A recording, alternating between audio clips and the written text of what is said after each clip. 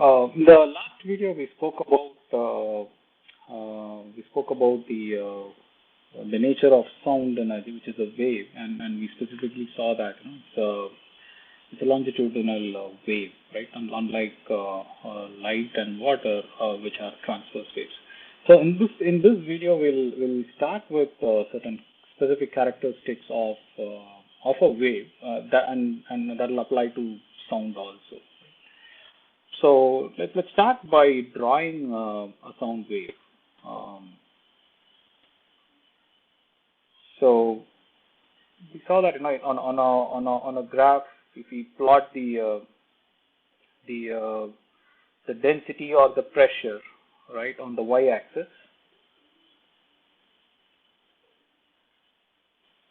and the distance, and the distance on the x-axis, we saw that the sound wave is form something like this, right? As the object vibrates, it creates a vibration to its nearby particles, right? We saw that here. As the object vibrates, it creates an alternating push and pull of the air particles, or particles as part of the medium, and that alternating push and pull results in alternating pressure density, alternating variations of pressure or density of those air particles, and that is how sound propagates, right? And that's what we plotted here, and we have just repeated that here. So a sound wave is going to appear like this, and the first thing that we will learn about is an oscillation. So a sound, this one cycle, right, from going from the top to all the way up until the bottom, and then coming to the top, right? So this is one complete oscillation. So when you say oscillation, it is a movement of the wave going from equilibrium to the positive maximum, and then to the negative maximum, and then back to equilibrium. That is called one complete oscillation. So we can call an oscillation as this, right? So this part between this and this is what you can consider as one oscillation, right? Now the length or the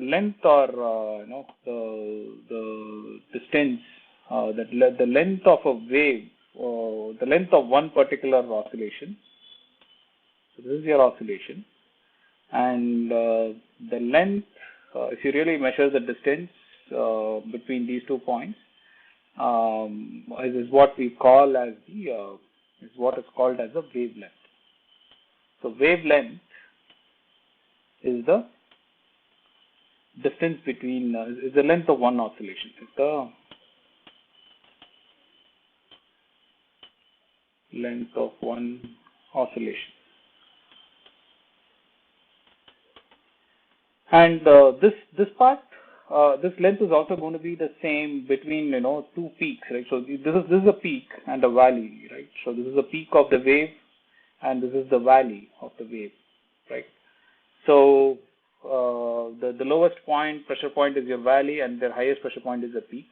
And this distance, the distance of one oscillation, or the wavelength, is also going to be the same as the distance between two consecutive valleys or two consecutive peaks, right?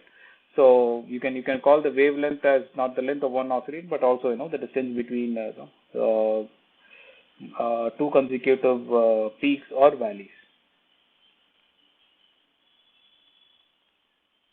Distance between two consecutive peaks or valleys. The right name for this peak or valley, right? So these are common terms. So scientifically, in proper physics terms, we call this point as compression, or in fact, sorry, it's not compression. It's not this point that is compression. But what is the actual behavior of the air particles here? Out here, the air particles are actually compressed when the pressure point is very high. Which means that the air particles are really compressed here, right? and when the pressure point is really low, they're not compressed here. So this phase, right, this part is called is called compression,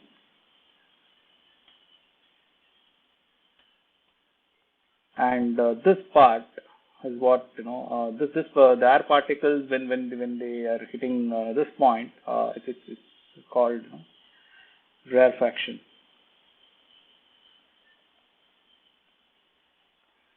So these two, so basically sound wave traverses, so basically sound wave propagates by alternating phases of compression and rarefaction. And when they undergo maximum compression, their pressure point is very high, and that's how they peak on the wave. And when they are on the negative side of the pressure, when they're completely full, so that's where they form a valley on the wave. So this is the peak points are also called crest, and the valley points are called trough. These are other terminologies. Crest and trough. So so I think we spoke about the wavelength. Now the other characteristic of the sound wave is is what we call as frequency. Before we move to frequency, so wavelength is the unit for wavelength is meters, right? Because it is a distance. It is a distance between two successive peaks or two successive valleys. So which means that this the distance is measured in meters. So it is meters. So the second part is frequency. And frequency is nothing but the number of times, frequency of any event is the number of times it occurs. So in the case of a sound wave, a frequency is the number of times, number of oscillations made in unit time. So consider 1 second, and if you are able to make five different, if the sound wave has is able to make 5 oscillations, then the frequency is considered to be it's going to be 5, right? It's 5. It's a number of oscillations by by time. So frequency is the number of, in other words, the number of oscillations. You can also calculate that by the number of crests or troughs in that unit time, right? So this is one oscillation, which means that there is one crest. So in 5 oscillations, we'll have 5 crests. So your frequency is going to be the number of crests or troughs in unit time. And the unit for this, so this is going to be your number of oscillations by time, right? And we call this unit as the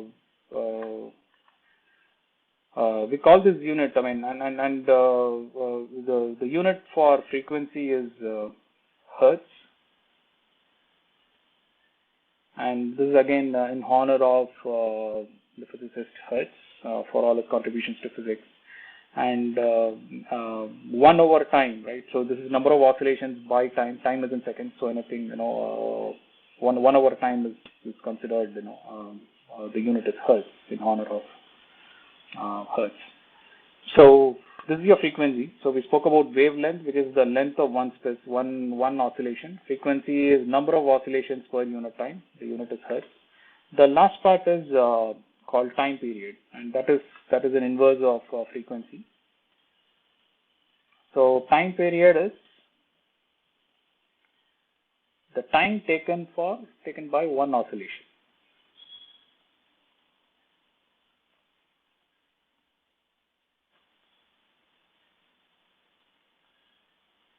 So obviously, because it's time, because time period of a wave is the time taken by one oscillation, which obviously means that the unit for that is going to be in seconds,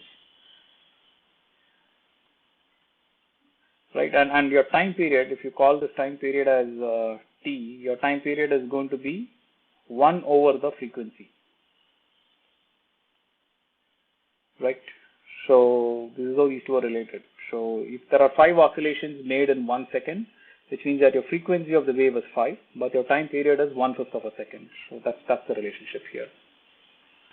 I think we missed one part, the maximum height, right? So in this particular wave, in a particular sound wave, the maximum pressure point, right? So the maximum pressure point is here, here, and here. So the height at all the crest, right? So this one, this distance is what we call as the amplitude of the wave.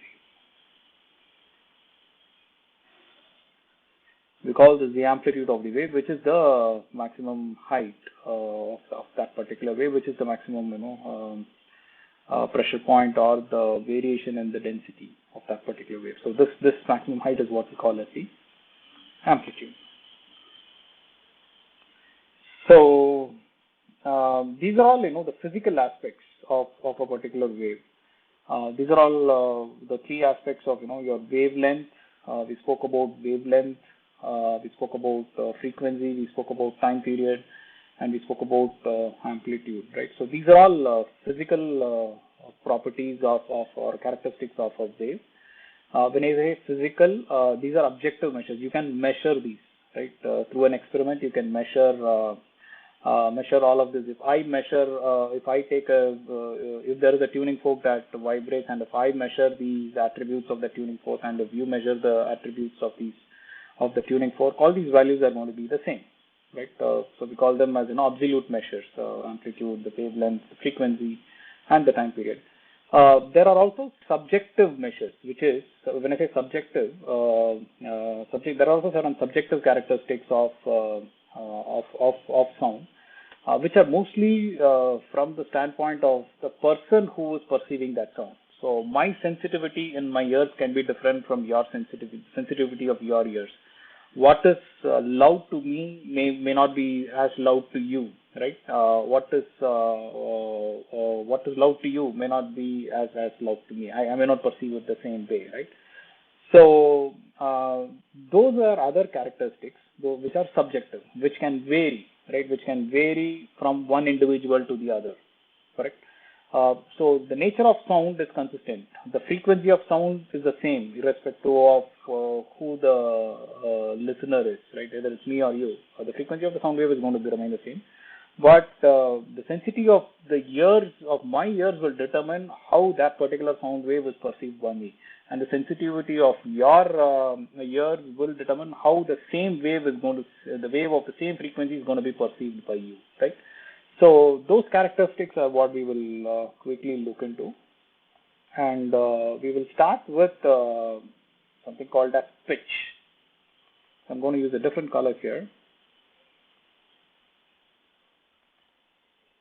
So when we say pitch, so pitch is a subjective measure, unlike amplitude or wavelength or frequency or time period.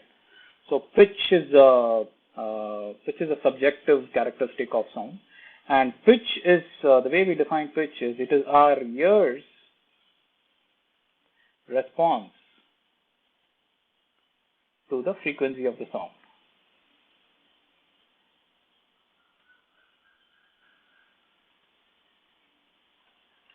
So pitch is a subjective characteristic. And we say that, and that it is nothing but our ear's response to the frequency of the sound. So when the frequency, when something is of high frequency, we say that, the pitch is very high. When a singer sings with a high frequency, which means we say that, it's a high-pitched voice. The singer has a high-pitched voice, right? So that is the first thing. The pitch is nothing but how our ears perceive the frequency of a particular sound. And again, what appears to me as high pitch may not be so for you, because it is completely subjective, which means that it can vary from one individual to the other. The second characteristic is loudness. So loudness is our response, our ear's response to the amplitude of the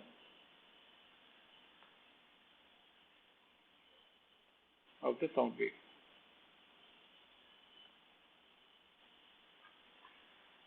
So loudness, I think it's going to take some time to appear, but loudness is another characteristic, a subjective characteristic. What appears loud to me may not be loud to you, and vice versa, right? So loudness again is how our ears respond to that pressure variation. So what is really, when we say something is loud because the source of the sound vibrated really vigorously, and that resulted in drastic pressure variations on the air particles nearby, and that is how our ear perceives that sound wave to be loud. So which means that if you see the wave here, so the amplitude will be very high, right? When something has a high amplitude, it means that it is loud. The ears will perceive them to be loud, right? So which ears responds to the amplitude of the sound wave. So typically your pitch will look something like this, and between these two waves, if I really plot the variations, plot the pressure variations against time, and it's going to look like this. So compared to this, so this is one wave, and this is another wave, let's assume.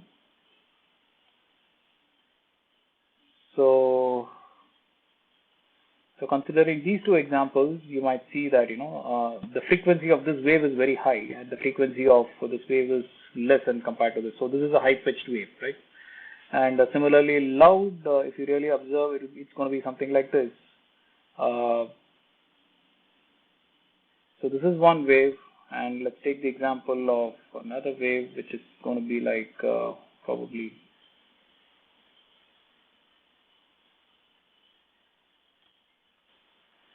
So a sound wave here, in this case, the amplitude of this wave is higher as compared to the amplitude of this wave. So this wave is more, this is a louder wave as compared to this one.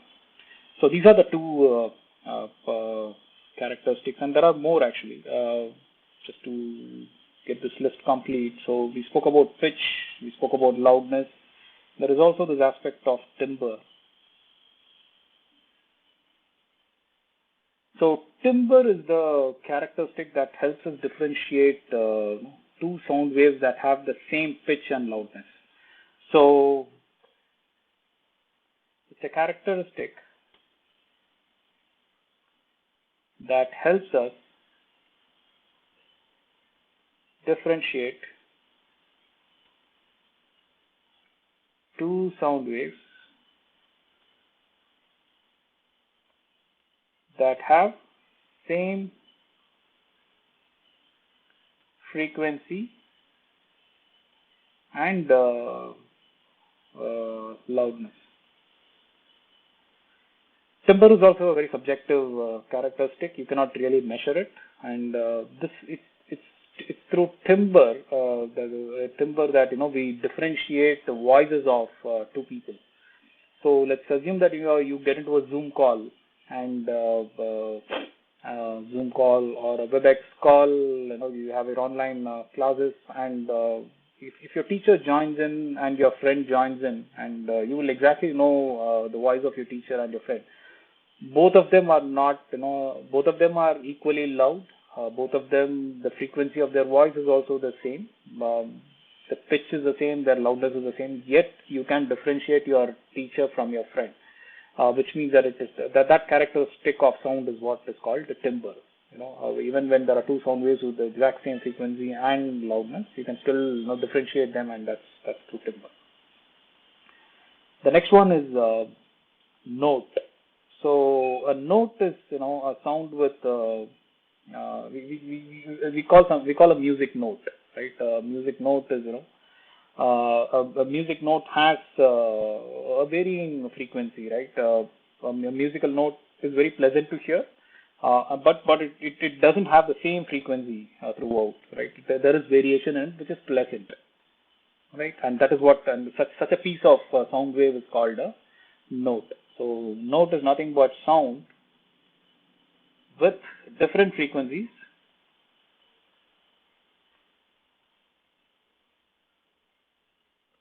but pleasant to hear. The opposite of note is what we call as noise. Noise is the same thing, but it is not so pleasant to hear, right? It too has varying frequencies, but there is no real pattern, so it is not so pleasant to hear. So noise is sound with same frequency, sound with different frequency.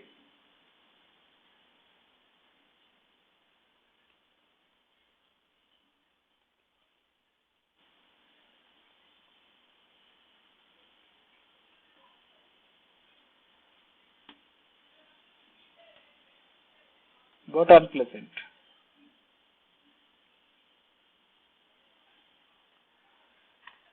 Right? So these two are opposite to each other. But what do you call something as something with the same frequency continuously? So think about, you pick up your phone. How's the dial tone of your phone? Sometimes the dial tone of your phone is like it's one consistent sound always, right?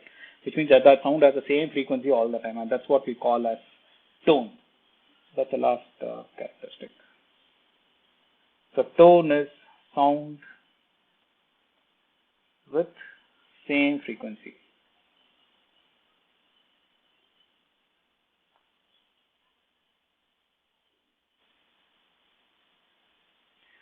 Right. So, I think we have discussed the two kinds of, in this video we discussed the characteristics of sound. There were two kinds of characteristics, just to summarize. One is the physical characteristics, the absolute characteristics, which can be measured, and those are amplitude, wavelength, frequency, and time period. And then we also looked at the subjective characteristics of sound, which are subject to the sensitivity of one's ears. And those are pitch, loudness, timbre, note, noise, and tone. And I think we have a few more characteristics which we'll explore in the next video, along with the other aspects around sound energy. One final thing before you leave. If you wish to revise the concepts that you've just learned, please look up and try out the free Revise app bot on Telegram app. Telegram is available for free on both iPhone and Android. Also, if you did like the content that you just watched, please do like, share, and subscribe this with your friends. Thank you.